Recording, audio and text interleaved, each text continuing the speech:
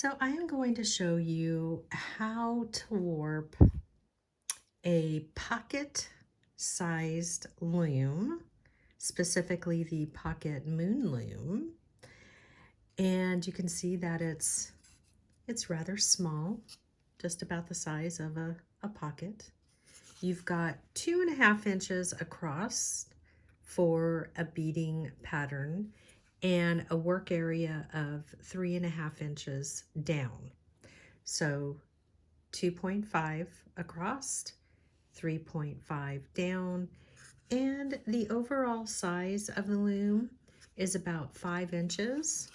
So from this point right here to the bottom point, just about 5 inches, and then 3 full inches across. So perfect for making it your travel loom. I think it's absolutely adorable.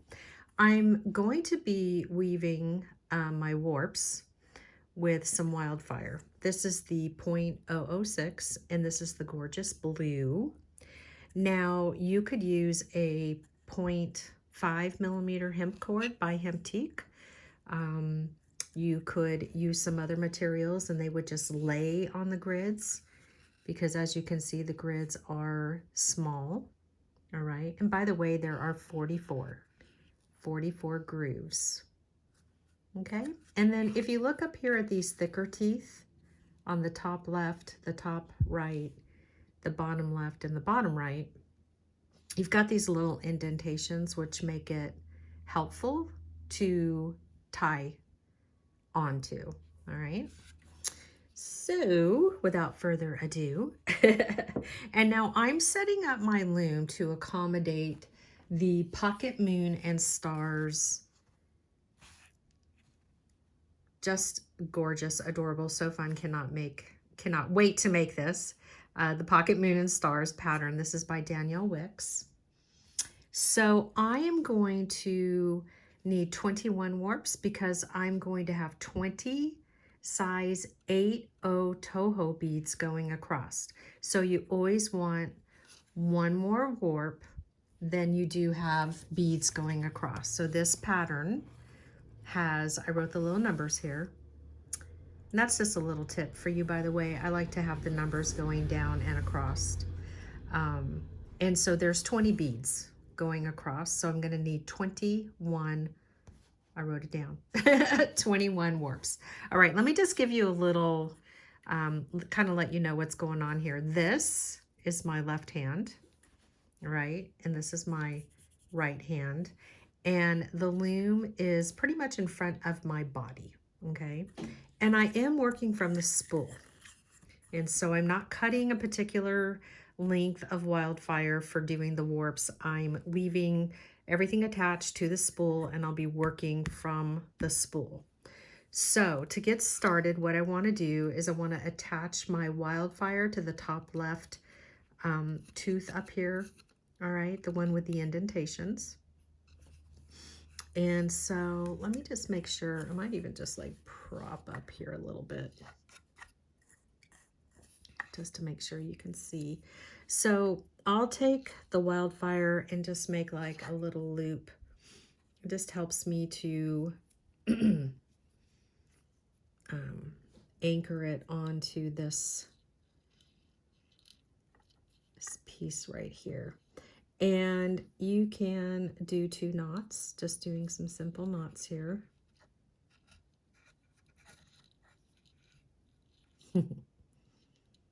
Okay, there we go. And I'm just making sure it's nice and secure. Now, did I just tie onto? I did. I just tied onto the tooth next to it on accident. Oh well, not really a deal breaker. But let's see here. I don't want to waste. So it's so not a deal breaker, but what I really wanted to do was only get the knot around this one. But if this happens to you, don't worry about it.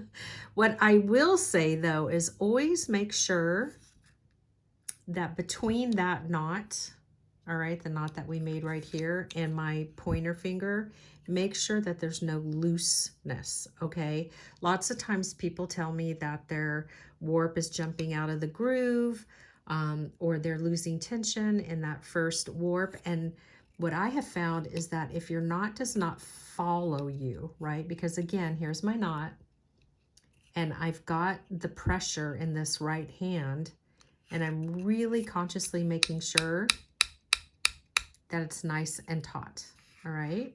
And then I'm gonna bring that down, and I'm just going to place it into that first groove, again, keeping everything really nice and tight. And then I'm going to lay that down. And then you could see my thumb, right? So see how my thumb helps out? Like now I'm doing this left hand, right hand dance. So the thumb, the left thumb is helping to hold the wildfire. And then I'm going to let that go. And so it's this dance, and you have to decide for yourself, like, you know, well, did that work for me? Or if I hold it this way, I'm still keeping my tension. So I'm just showing you how I maneuver my hands, and then you can play around and see what works for you. Now, I do want to point out that I skipped a groove because we're using 8/0s. I need to skip a groove so that that 8/0 will fit in between the warps. So again, you could see how my left hand now is holding the loom, and I'm letting that wildfire go up into that groove, and then I'm going to bring it back. And now my pointer is acting like my thumb did before, right? So I've got like tension with my pointer, and then I just kind of like let it slip into place. And let's just make sure we're all good. Yep, everything's good. And we're just going to keep doing this motion until we have 21 warps. Whoops. Okay. I always recommend that if it's your first time warping with a particular loom, that you practice. Like, don't be so hard on yourself thinking that the first time out it has to be perfect, especially if this is something new. Now, haha. All right, look at Jules is having some teaching moments here. So I'm undoing myself because I went over one too many grooves. But look at how I just kept everything in place. I didn't freak out. I moved my fingers around. So basically what happened was I looked down and realized I had skipped 2 grooves. Got a little overzealous. So yeah, so you just, you want to pay attention. It happens to the best of us. Yeah, get so excited that we want to make our project. Okay, so yep, looks like I'm back on track. So just keep the process, make sure that everything is really nice and tight. Make sure that I'm only skipping 1 groove. All right, nice work, Jules. Okay, and again, we just keep going back and forth. We're going around. See, I got really nice tension. Again, my pointer is just kind of helping out. And you can always, let your fingers rest a little or help each other out, right? It's like a team effort with your left hand and your right hand. Okay, and I can see this guy's gonna get in the way, so we'll scooch that over. And again, yep, gotta see, make sure I'm in the groove. Perfect, so nice. This is warping up really, really well.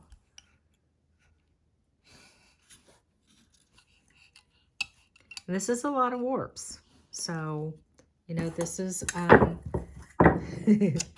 this is definitely gonna possibly take a little patience, a little trial and error. But I believe in you.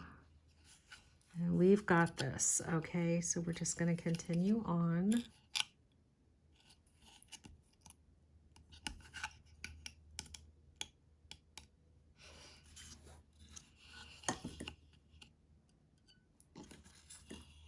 And again, we're doing 21 warps.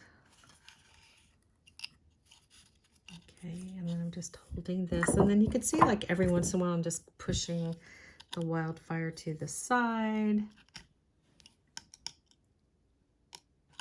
Okay, and we're down in the groove. Yeah, that's looking so good. Nice. Okay, and then we're going to drop that down. And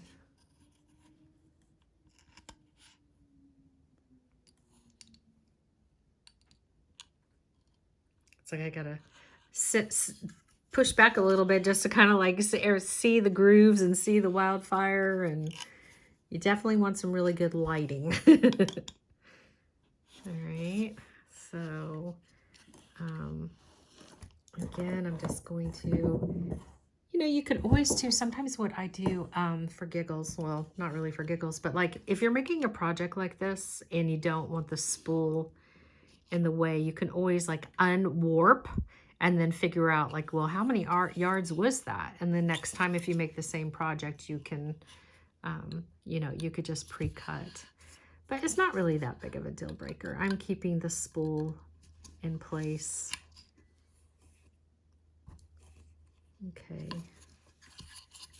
And let's just take a look at how this is coming together. That looks really nice. Really good stuff. Okay, and then, yeah.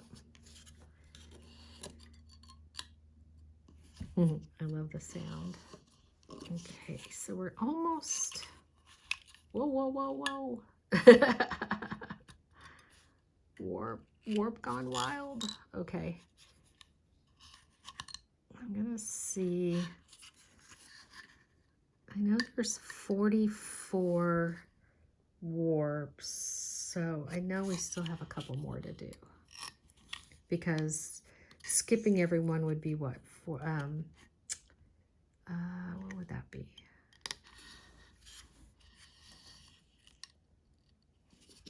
Well, it would almost be all of them, I think. I'm gonna do, whoops, we gotta get over here.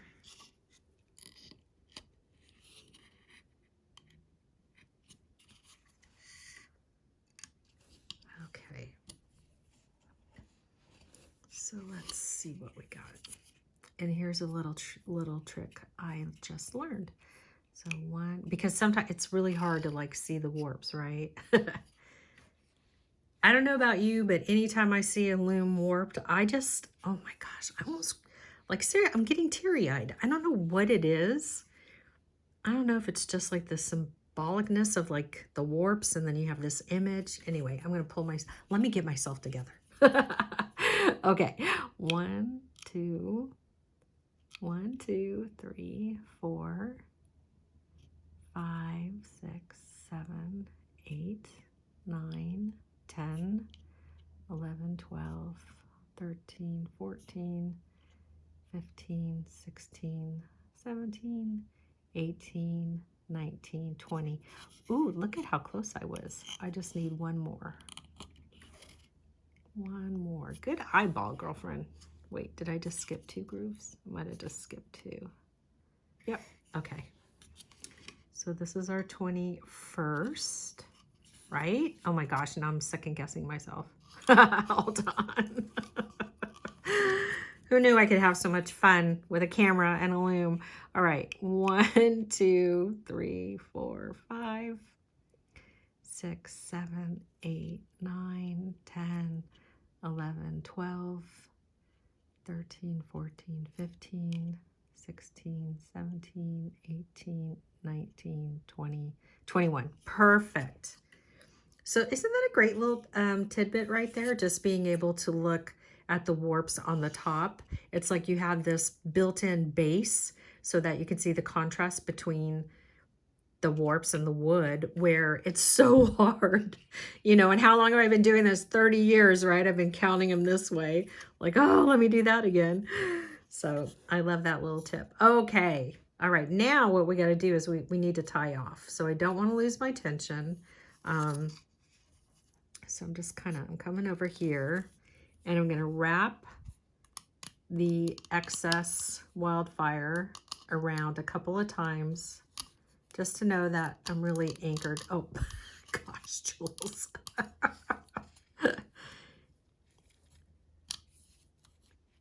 I love this. You're like, okay, teacher, you're just like me. All right, so then I will, for giggles, I'm gonna make this cut kind of long just to, you know, show you that in the beginning, if you need to, you know, just get a little more confidence when you make it a little shorter. I hate to waste, but the other thing too is I'm going to bring in my flat nose. Like, I love a pair of flats when I'm doing any bead work. I feel like they're my third hand, right? They're my companion hand. So I just want to get the wildfire that's awfully wiggly. I want to get it underneath those warps so that I can keep it really nice and tight. Basically at this point, I'm just trying to get a knot. And so, you know, again, some of these things you'll be like, oh, well, I can do it the following way. I know Jules did it her way, but this way works for me. And that's what you should do. Whatever works for you, right? So, are we good? Oh my heck. Look at that. Good, good, good. I'm telling you right now, the success in the first warp is by keeping that tension, like I showed you at the beginning of the video. That knot, the knot always needs to be facing you. It needs to follow you. Like, even on any of the looms, right? You want that knot to be looking at you. And then you're bringing the wildfire or the material, the warping material, towards you, right? So like, I'm pointing towards myself right now. And you remember in the beginning, I really was holding on to that very first warp thread. 9 times out of 10, that's where people lose their tension. And then this first one is all wonkadoodle and you know, it's hanging and you're all frustrated. But you know, you're going to have a little give in the wood looms, but you know, not much. This is a beautiful base to get started and to make our pattern that I'm super stoked about. So exciting. So I hope that this helps you to really understand the process of warping the pocket-sized loom, and you know, take my little notes about how my thumb helped out and how my pointer finger helped out, and you know, how I was going back and forth. And even though I made a little boo-boo up here, there was, you know, not the end of the world. It all worked out. So these are like the little things that you're going to learn along the way. And I always like to be real about my teaching. I don't really do any editing because I want you to feel like you're with me. And if we were in a classroom and I screwed up, you would be with me and we would correct it and we would all learn. So boo-boos and all are here. So good stuff. All right. Definitely going to come back. I want you to practice warping your loom. The next time we get together, we will have the pocket and moon stars pattern, and we will begin to make this really fun celestial pattern together. We're using 8-ohs. Pattern's really simple. We're calling out a purple, a gold, and a beige. And I will put in the notes of this video what colors I ended up choosing, because oh my heck, tell me this is not gorge. Look at how gorgeous these 3 are together. And that's all you need, 3 size 8-oh beads. All right, I hope this was helpful. And I love, love, love getting your comments. I always answer. And so you're going to need your pocket size loom. You've got your wildfire, your pattern and choice. Hopefully you're going to follow along with me for the pocket moon and stars. I used some scissors. I love having my third hand buddy around, and yeah, and so I think we're all good. Okay, I cannot wait to see your warps. Let me know if you have any issues. Leave comments. And please, if you're not subscribed, subscribe to the channel. It just really helps us out. And yeah, and like the video. And man, if you wanted to share it, that would be super cool. All right. Have a beautifully blessed day, and we will see you again.